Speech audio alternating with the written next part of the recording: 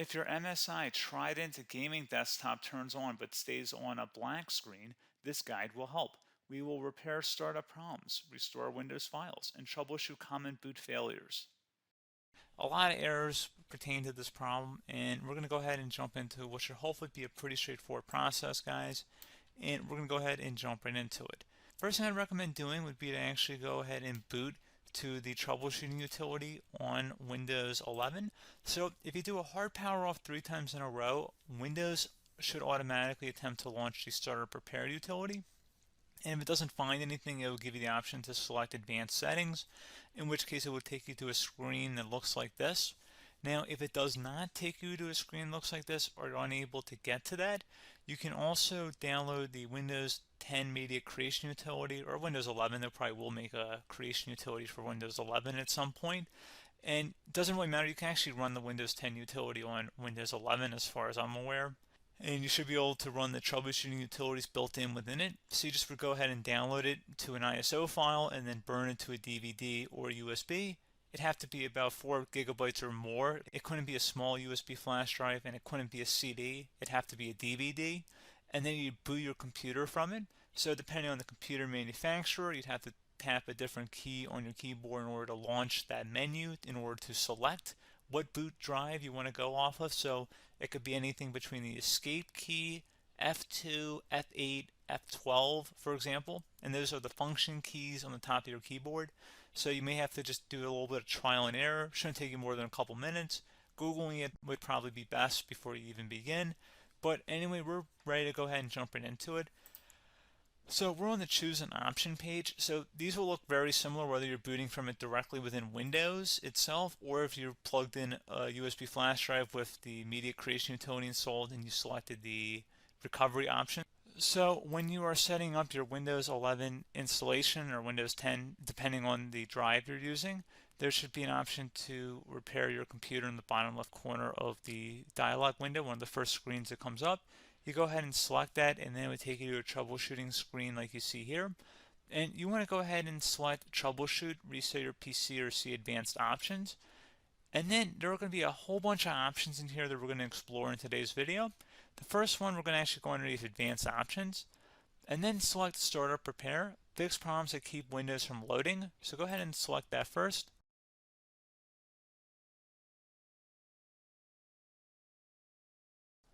Okay, so you can see it could now repair our PC.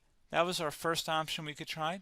Something else, if we go back into advanced options here and then select troubleshoot, we're going to go underneath advanced options again. You can go ahead and actually access safe mode by selecting startup settings. And then if you select the restart button, you have the option on the screen select safe mode with networking, which will give you a key on the screen. It'll tell you which key to press to enter that. I believe it's the F7 key. It'll do that for you. I'm not going to go over that in today's tutorial because I don't really want to go into safe mode, but you're more than welcome to attempt that by going into here and then selecting restart.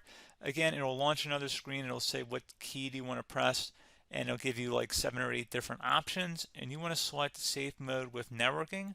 There's also an option for a command prompt too, but that's going to be something we're going to cover later in this video, and we don't even have to go through that in order to access it. So that's why I'm not going to really push for that, because unless you know exactly what's causing the problem, you probably don't need to go into safe mode.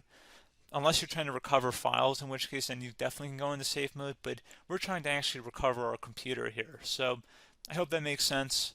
Something else we can also try here as well would be to uninstall updates, remove recently installed quality or feature updates from Windows. So if you go ahead and select that, you can uninstall the latest quality updates, which generally is the more day-to-day updates. Feature updates are the less regularly released ones, like the big ones. I would equate it to service packs in like Windows 7 and Windows Vista and Windows XP. So larger updates that occur once or twice a year at most. And the quality updates are more just a regular update. So probably obviously depend, it'll take longer if you're going to try and uninstall the latest feature update versus quality update. And maybe you don't need to go back that far. So just giving you guys a couple pointers with that. Something else you can also look at here, and we're going to jump into the command prompt in a little bit, but you can select System Restore, which will use a restore point recorded on your PC to restore Windows. And this is something I would highly recommend here, guys. So select Next. Assuming you have a restore point saved on your computer, you go ahead and select the most recently created one, and you'll select next, and then you'll select the drive. You shouldn't actually have to select the drive. You can scan for affected programs, but we're going to keep it all default here, and then we're going to select finish. So once started, system restore cannot be interrupted. Do you want to continue?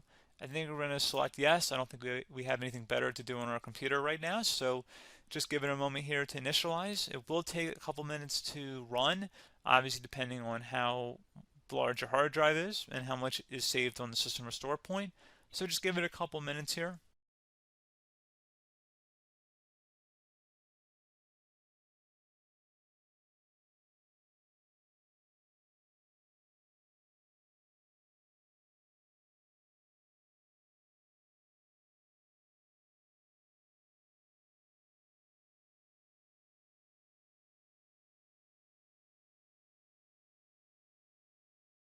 System has been restored successfully. We're going to go over a couple different methods in addition to that if that did not work. So I'm just going to pause the video and we're going to start back on the recovery screen that we started with. Okay, so a couple other things we can try here too. If you go back into Troubleshoot, you can select Reset Your PC, while you choose to keep or remove your personal files and then reinstalls Windows. You can select to keep my files, which will remove apps and settings but keeps your personal files. You can also select Remove Everything, which will remove all of your personal files, apps, and settings. So this is more of a factory reset, the second option here. First option, it should not delete all of your personal files. However, it will pretty much clear most of your programs, and keep in mind, there's no guarantee that your information, number one, is even still available and easily recoverable on your computer to the point that you actually would be able to recover anything.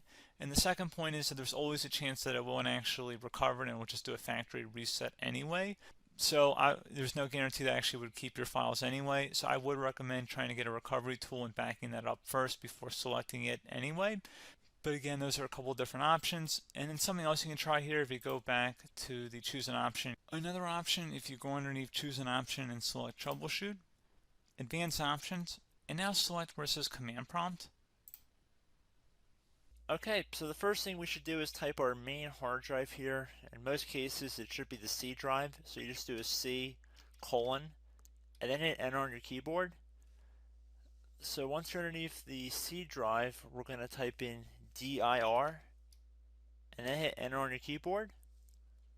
It should have program files, users, and Windows all in there. That's how you know you're in the right directory.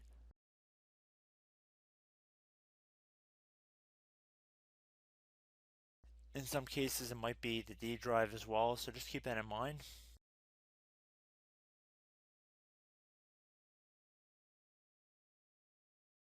Next thing we're going to do is type in cd space / Windows / system 32 / config, and then you're going to hit enter on your keyboard.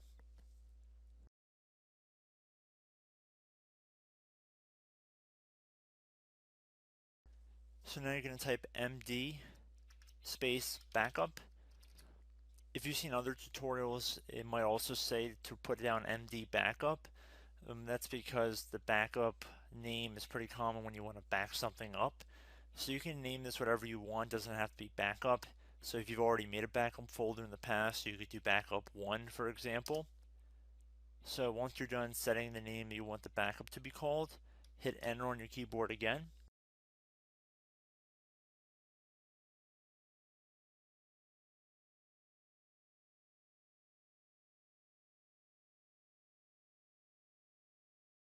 At this point you want to type copy, C-O-P-Y, space, then you want to do the star symbol above the 8 key, then do a period or a dot, whatever you want to call it, then another star sign, and then another space, and then type backup, and then hit enter on your keyboard.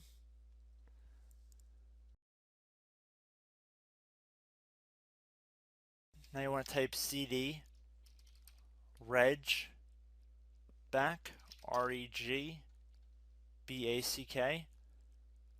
and then hit enter on your keyboard.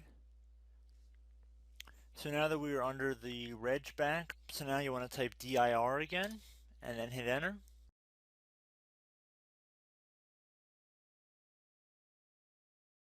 So now at this point we're going to type copy again. So copy, space, star sign, dot, another star sign, space, and then 2 dots. So we're going to type copy, space, star sign, dot, sign, star sign, dot, dot, and then hit enter on your keyboard again. So for overwrite, you want to overwrite all. So type A on your keyboard, so capital A, and then hit enter on your keyboard.